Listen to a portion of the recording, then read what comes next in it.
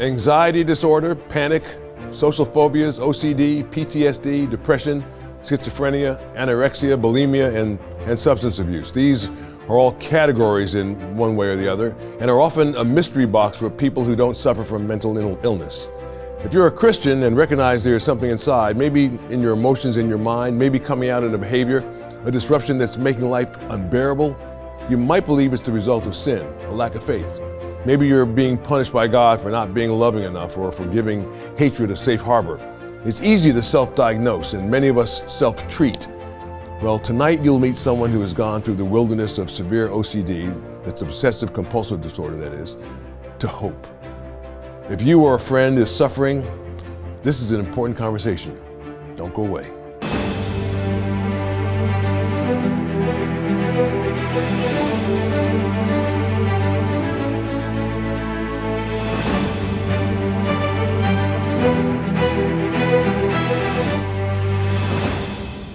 It's a special privilege to welcome our very special guest, John Andrew Bryant. He's a caregiver, writer, and part-time street pastor in a small steel town outside of Pittsburgh, Pennsylvania, where he lives with his wife, Becca. He's also someone who's experienced what a poet described as the dark nights of the soul, mental illness. He's written a book, Longing for a Quiet Mind, Mental Illness and Hope of Christ, to help others find hope and help. Here in Philadelphia, we often quote one of our favorite founding fathers, a Christian statesman, Dr. Benjamin Rush, father of American psychiatry. He thought and wrote a lot about how we should treat people suffering from mental illness. He said, contrary to what many preachers were saying at that time, mental illness was a disease of the mind, not a possession of demons. Rush said that well over 200 years ago, and yet I'm afraid there's still some mystery and misconception that keeps us from truly loving and engaging people with mental illness. John, I am so glad you're here. Welcome to State of Independence. And we've already had a good time talking. Yeah, it's been a hoot. It's been fun. You took, what, a 5-hour drive? Yeah. I just got on the turnpike, just never looked back. I'm just like, let's do it. Is that something that you normally would do? You know, no. I just, the chance to be in studio just felt like fun. Yeah. It looked like fun. So I was like, I'll drive 5 hours to be in person at something. It was fun. It was a fun drive. Felt like a pilgrimage. Yeah. So, yeah. Well, that's really cool. I mean, it's really, you're somebody who has suffered from OCD. And most people don't know what that is. I mean, most people, they may have heard the words obsessive compulsive disorder, but most people don't know, like, what is that, Right, yeah. Yeah. They have pictures of it, I think, in media or just movies, TV. I think the picture is someone who's neat or tidy, maybe a little quirky, maybe particular about some things. And my testimony would be that is not been my experience, or at least not the fullness of what it means to have it. It's truly an affliction. It takes away life and meaning. It can really threaten to make life not feel bearable for folks. And so more than just quirky, for sure, to have it. Yeah. When you were a young person growing up, did you know you had it? No, I knew I was worried about things other people were not worried about. Other people, I seem to get stuck on worries that other people either they weren't thinking of, or that they could just laugh off, and I couldn't move on from them. I was sort of stuck, and so should have been maybe an early warning. I think the picture became clearer as I got older, that my brain just wasn't doing what a brain that's doing fine is doing. There was pieces that were not operating. So the organ of the brain was, I hate to say malfunctioning, but it wasn't doing what a normal brain does, and that was called OCD for me. But you're this really smart guy. I mean, you'd never say it because you've got that Southern hospitality. And, yeah, I try. But most people don't write books, and you were able to put together words to talk about this illness and also encourage people, as a believer. That's not something that everybody can do. Yeah, well, I hope more, and I hope it was a special grace to be able to write the book. I called it A Quiet Mind to Suffer With, because I wanted some sort of quiet by which to make my way through the suffering of the illness itself. and so it was hard, and it was good. It was good to write. I felt the Lord gave me a gift to at least find language to talk about what it's like to have it, and then what kind of hope we can hope to have if we have a debilitating mental illness. That was a measured hope, a right hope, hope in the right thing, and hope in who Jesus is. That was important because it's a chronic for me. I'm not gonna wake up tomorrow. I mean, maybe the Lord does miracles, but I'm not gonna wake up tomorrow and not have OCD because I love Jesus. I'm gonna love Jesus, and we're gonna walk through OCD. That was sort of the book. Yeah, that's an encouragement to people, because I know there are people watching right now who may have OCD, because like you were saying, it doesn't manifest the same way in everybody.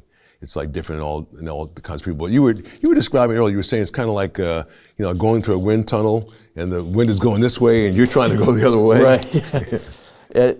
There's a phrase a therapist told me about, the challenge for a person with OCD is to get out of your brain and into your life. And I was trapped in compulsive ruminations. I call it the realm of ceaseless cognition. I was trapped in my thoughts and worries, and it just felt like a haunted house I couldn't get at. And when you try to haunted house I couldn't leave. When you try to leave that haunted house, leave your thoughts, go into your brain, or go into your actual life, the resistance you find from your brain's not happy about uncertainty, it's not happy about risks, it's not happy about your decision to live. And facing that is like facing a wind tunnel. If you've ever been caught in an undertow, it's like working against an undertow. Or if you've been going upstream in a boat and felt that tug pulling the opposite way, I think can be pretty close to what it feels like to have it. Right. So is medication the only way to deal with it? There's lots of different ways. My experience with medication it was really helpful for relief as I was getting my feet established with how to deal with the symptoms themselves. A lot of people with OCD can live without medication, and a lot of people can't. But the basic thing that I found is you try to learn to not live with the compulsions that you were living with. And if you can find a new way forward without those compulsions, a lot of people can have an ordinary life just like everyone else. And maybe no one knows, but the undertow doesn't leave, at least in my experience. You live with the undertow. Yeah. This guy, I saw this documentary about this basketball player, his NBA player, Mahmoud Abdul Rauf, who left the NBA because he wouldn't stand for the Star Spangled Banner. But among other things, he said that he had, I think, OCD. But with him, it made him an All-American basketball player, because like he felt the need, the compulsion to keep repeating the same moves and keep practicing the same moves over and over and over again for hours and hours and hours. And then by the time he got in a game, he was like unstoppable. Like you couldn't stop him. He was like too quick. Every shot he made was going in almost. I mean, he's like an incredible player. And so, here it is, this guy who, has this illness, was able to use that illness to become a great basketball player. I mean, he was All-American in high school, and then, All-American in college too. But his life off the court was like much more difficult, as you can imagine.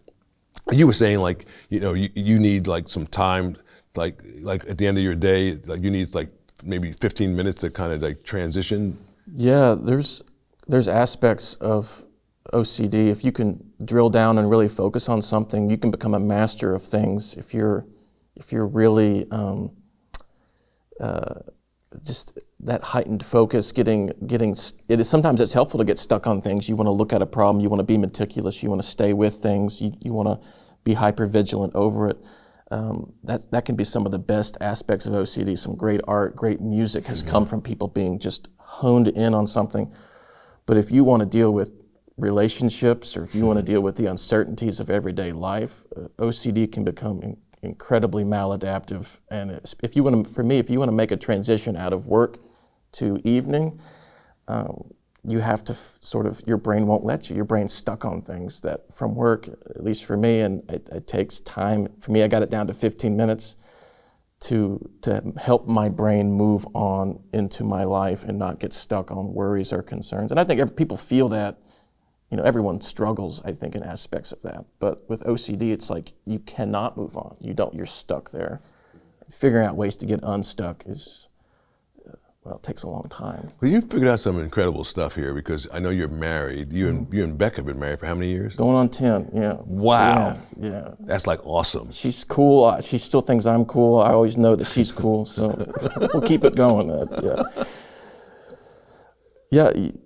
You can, I talk about you with a quiet mind to suffer with, you sort of can live with suffering.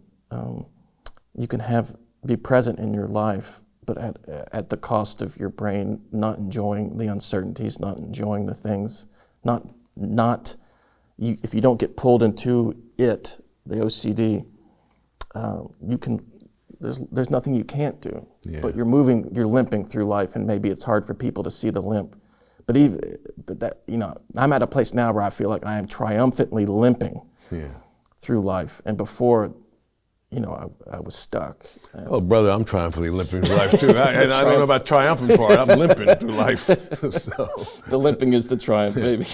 Getting somewhere. Yeah. Well, so what's marriage like? Well, that's a loaded question. She's not here to answer. Exactly, and you can ask me the same question. But what's it? I mean, your wife is obviously somebody who really understands and loves you, of course. And so she lives with you. How does that work? I had a breakdown, and about 5 years ago, and a breakdown or a mental health crisis is scary for the person experiencing it, and it's scary for the person who loves the person experiencing it. And is that like a meltdown of some kind, or? It was hard to. A meltdown's close. I knew something was wrong because I couldn't leave the house. The thought of leaving the house was unbearable, and that's when I knew that I was not functioning. That this could not go. I had to kind of get a different kind of treatment. And so, intervention was needed with my level of OCD, and having someone have to walk you through that, take you to a facility, get you seen. My OCD was compounded not just by the feeling that certain things were intolerable or certain worries were unbearable, and that I couldn't move on from them, but I had intrusive thoughts.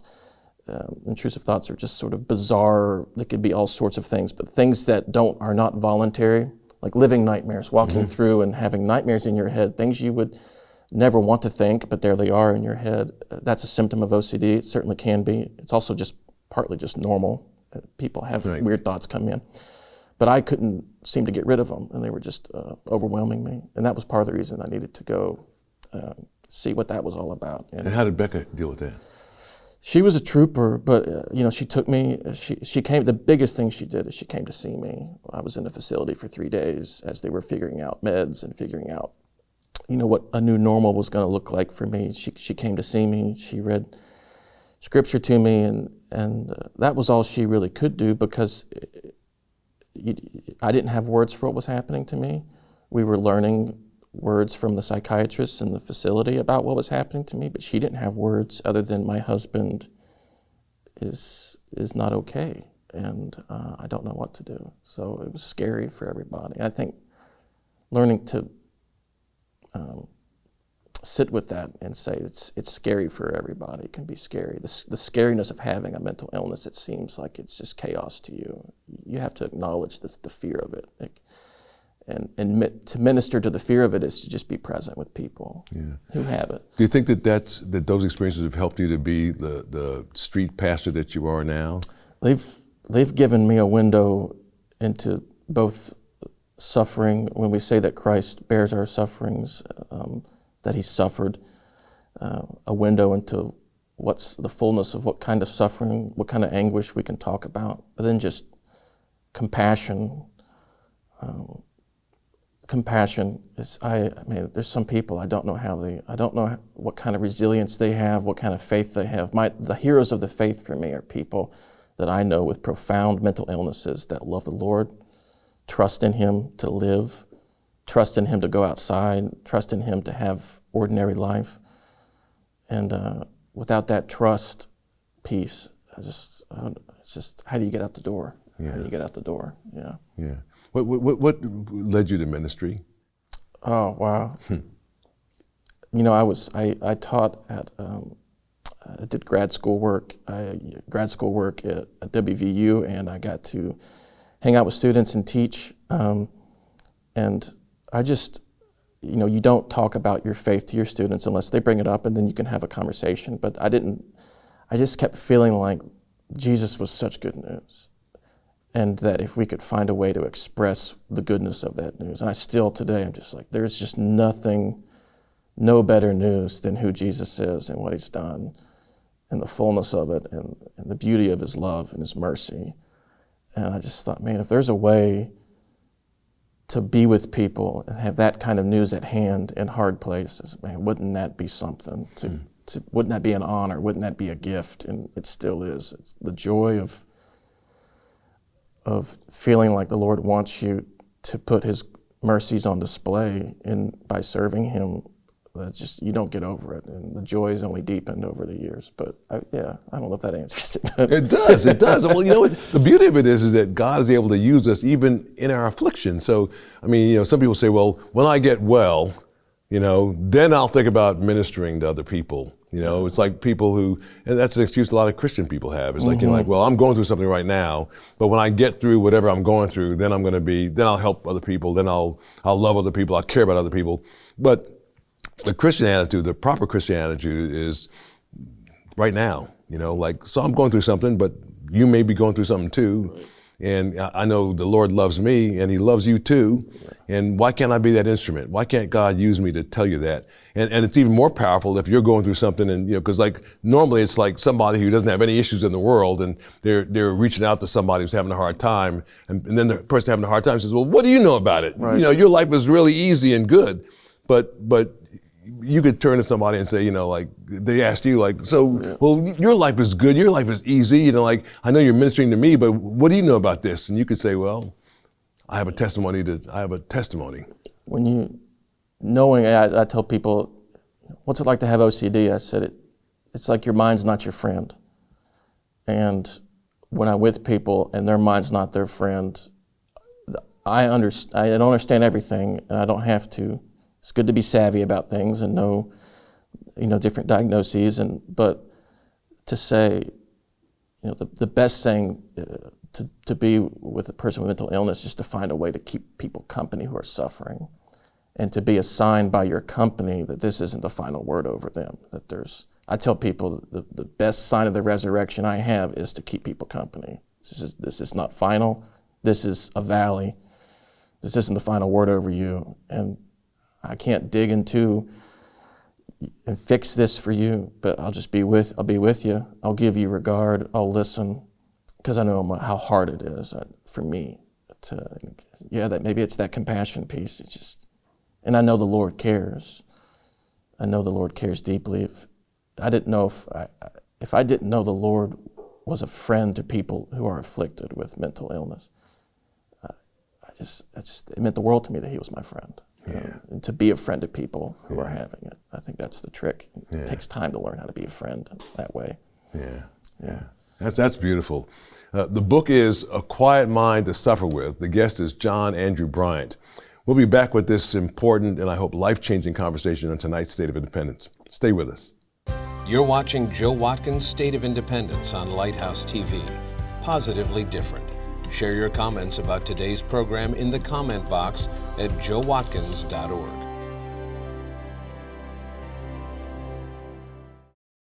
If you've missed the first segment of our program, please go to our website or YouTube channel to hear all of it. I especially want you to get his book, A Quiet Mind to Suffer With. It's out now, published by Lexham Press, and I hope you go out and read it. This is a wonderful testimony. Your testimony is powerful because you're actually going through something. So often we talk to people and they've already gone through the storm, and they can say, well, back when I was going through the storm, this is what happened. But this is a storm that's still going on. Yeah. And the truth is, actually, for most of us, our life is a storm that's still going on, and we're in the middle of it. But God has been able to use you in such a powerful way. I know so many people have questions. So many of us, like me, I even have questions like, do people with OCD have a sense of humor? I mean, is there? Do you watch comedy shows? Or do you watch? Yeah, you do. It's there's pieces of my life. If I didn't have a sense of humor, you develop a kind of resiliency, and humor is one of them. For me, the OCD it's not. I don't have a split personality. I know who I am, and I know. But the OCD. Sometimes you got to talk back to it and say, listen, I got things to do today. I just can't just be sitting on the couch worrying. I got to go into my life, and you that humor helps you sort of stand with the OCD and kind of keep your composure and say, look, I'm a friend of my mind. I'm trying to steward my mind well. But, if you have a kid who's being bad, you're not in opposition to your kid, but you are shepherding. Yeah. And sometimes you shepherd with humor. We got to go. We got to get out the door. We got life to live. So, does your wife have a sense of humor? She's quicker off the draw than me, and she finds such grace in. I mean, there's something. I could read a Hallmark card and be encouraged, but when my wife just lands a perfect quip about me and something notices me. You feel seen, you feel known, but you also feel like, especially with a joke about the OCD, not dismissing the suffering, not saying it's not real, but not letting it rule our life. Yeah. Her humor has a way of helping me put perspective on it and say, okay, the OCD it's active today, and maybe it just needs to take a back seat. Maybe humor helps, and her humor definitely helps because she notices me in my suffering with love. Yeah. I know she loves me. And to be noticed by someone who loves you, there's just nothing better. Yeah. And humor does that, for sure. Yeah, that's wonderful and sweet. And you're blessed to have a wife that loves you so, and that you love back. It's just a wonderful thing because, marriage is a challenge for people even without OCD. So it's not like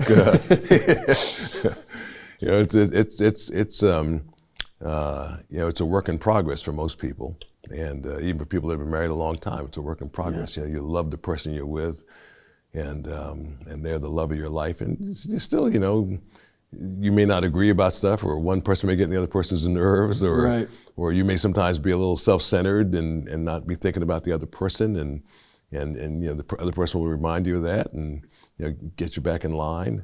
So it takes work, no matter what your situation is. Yeah, it's nice to, I tell people it's nice to be reminded sometimes I'm just a sinner. Me and my wife have a song. She's probably embarrassed if I talk about it. We sing a song when we're arguing. So we stop and we sing. It's called Two Sinners Trying to Make Dinner. And there's just that realism of just, we're still selfish people who the Lord loves, who need grace, and we need to give it to one another so that dinner can be made. And I think it's like, oh, okay, yeah, I'm still just a person living with another person, had made vows, and part of those vows is figuring out how we're going to make this work and make dinner work. And we don't fight often. I don't want to make it sound like we do, but when we do fight, it's over dinner because we different styles of cooking, different definitions of what clean is and what a clean kitchen is. And what's not. This is wonderful.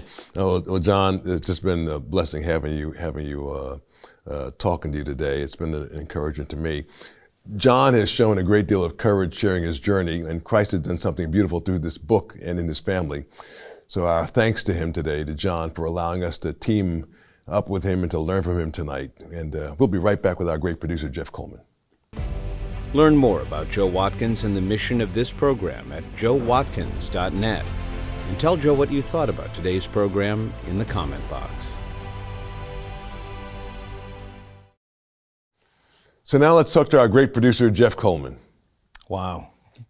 What a cool conversation. Yeah. I think for so many people who think about mental illness, you almost want to say, I want to delegate that to people who are professionals. Let me get you the name of a person maybe who can help. But then many of us retreat when we learn that someone's had a mental breakdown or someone's experiencing something that they don't understand, because the wound isn't visible. Nobody's bleeding per se. Nobody's on the side of the road. That you can kind of figure that out. But when it comes to mental illness, you freeze. If it's someone who lives in your home, it's intimidating, and you almost want to step back. I think what he gave us is this beautiful ability to look at this now and say, okay, just being present, being a friend, having someone to share a meal with, who sees all of it but still loves me, isn't going anywhere. What a gift that is, and that's what Jesus does for us. Yeah. Well, it's amazing. John is able to minister to other people, because of what he's gone through. Yeah. And so he's just got an extra measure of love and kindness for people who are suffering some of the same challenges that lots of people suffer silently, by the way. Silently. And then thinking about what would be the tragedy is for people who have suffered and maybe feel that they're on the other side of it, to not associate with other people who are experiencing that or not opening up their story enough. We used to, in the churches, used to have these testimony hours, or Wednesday night prayers and testimony, or Sunday night.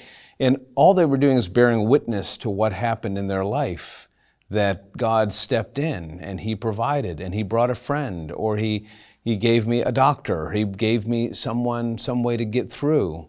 And now I'm on the other side of it. And that, just speaking that, allows someone else in the room, maybe someone walking by, to say, so I don't need to be intimidated by going into that room of those religious Christian people. They actually experience the same things I do. So tell the story, share your story, but John's saying sometimes just sit and be present, be kind, be loving, and don't be intimidated by it. Yeah, he's got a heck of a testimony. I mean, just a beautiful cool testimony, just a blessing. We're going to have to go out there and hear him preach sometime, be hide in a car. I can't wait. I would love that. Yeah. I mean, what courage that would take, not only to share your faith, but to share it to random people, right? Pretty cool. Well, this is a guy that's got lots of courage. I mean, he drove 5 hours to get to the studio, something that he would never do, and did it with a good heart and looking forward to it, and then just came here to the studio and performed wonderfully. Get the book. Yeah, the book is the thing that I want people to get. Yeah, you got it. Come unto me, all who are weighed down and burdened, says Jesus. I'll give you rest. That might feel impossible to you. Maybe you sleep with this channel on because you can't stand to hear your thoughts or even to be alone. Well, I hope tonight's conversation gives you hope. Call someone. Don't go it alone. If you visit lighthousetv.org and click the prayer icon, call the number there and we'll connect you with someone who cares. For Jeff Coleman and the production team here at Lighthouse TV, I'm Joe Watkins. From America's first capital, Philadelphia, Pennsylvania, thanks so much for watching. God willing, we'll meet again next week. So John is 6'7", and I don't want to go against him one-on-one in basketball because he's like awesome in pickup games. So. Joe Watkins' State of Independence is a production of Lighthouse TV, positively different. Made possible in part because of the support of viewers like you.